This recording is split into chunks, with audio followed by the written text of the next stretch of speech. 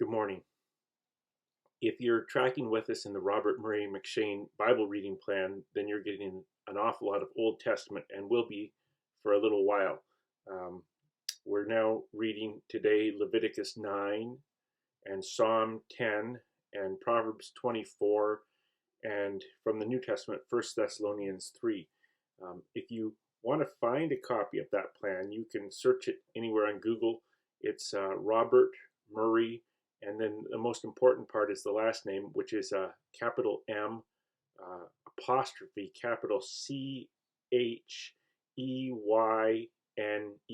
McShane reading plan, and it just happens to be the reading plan that I like and that I've used for many years.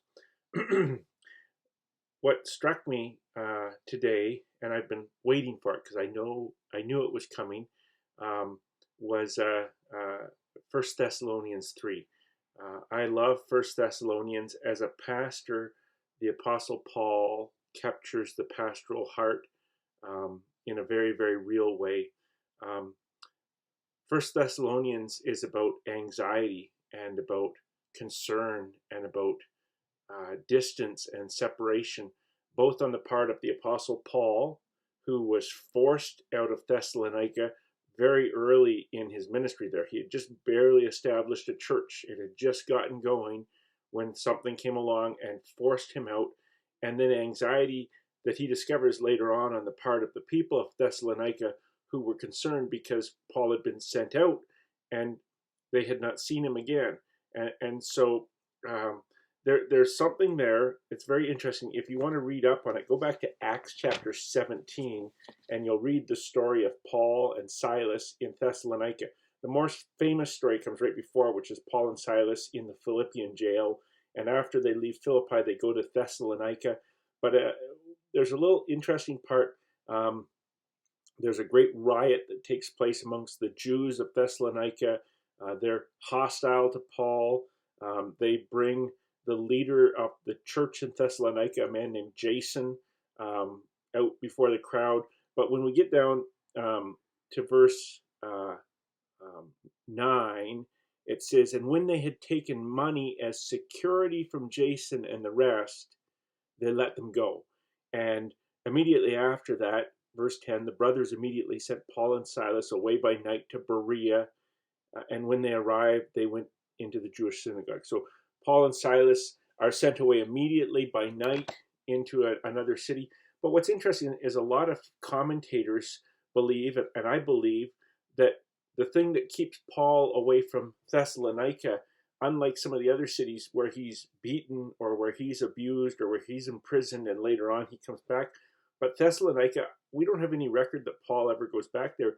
But we do know this, that the leader of the church pays some enormous sum of money as security to say Paul is not welcome here and cannot come here.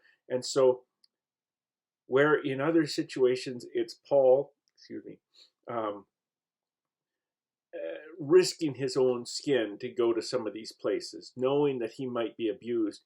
In the case of Thessalonica, for Paul to return would be to cost an enormous sum to the church. And perhaps that's the reason that Paul stays away.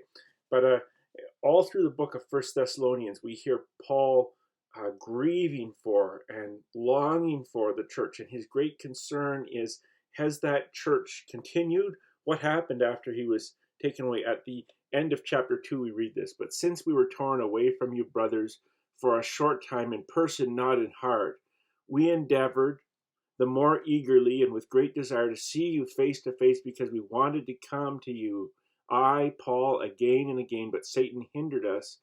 But what is our hope or joy or crown of boasting before our Lord Jesus at his coming? Is it not you? For you are our glory and our joy." Can you feel that right now? Do you understand how he feels? He says, we wanted to come to you. We long to see you face to face. How many times now have you had home church? At least 4 in a row? Do you understand how Paul must have been feeling? I long to see you face to face. Then chapter 3 begins, "Therefore, when we could bear it no longer, we were willing to be left at Athens alone, and we sent Timothy, our brother and God's co-worker in the gospel of Christ, to establish and exhort you in the faith, that no one be moved by these afflictions. Don't be moved by these afflictions. Don't give up your faith because of these afflictions. Don't decide at the end of COVID-19, I don't need God. I've gotten used to being. That's Paul's concern, not COVID-19, but that somehow the people will give up their faith, that somehow they will lose their grip on the things that they have taken hold of, and that when if he ever returns, we'll come back to Thessalonica and find the church is no more. Let's go back to the text here for a minute. Verse 4, for when we were with you, we kept telling you beforehand that we were to suffer affliction, just as it has come to pass, and just as you know. For this reason, when I could bear it no longer, I sent to learn about your faith, for fear that somehow the tempter had tempted you and our labor would be in vain. And then it goes on to say that Timothy has returned to them with the word that the church not only has survived, but the church is thriving, even in Paul's absence. And so it is my sincere prayer for you, brothers and sisters, that you would thrive, that you would take the time, find the time to be in the Word, that you would be streaming sermons and listening to good preaching and longing for the day when we would see each other again face to face, because surely that day is soon coming. Good. We'll talk again soon.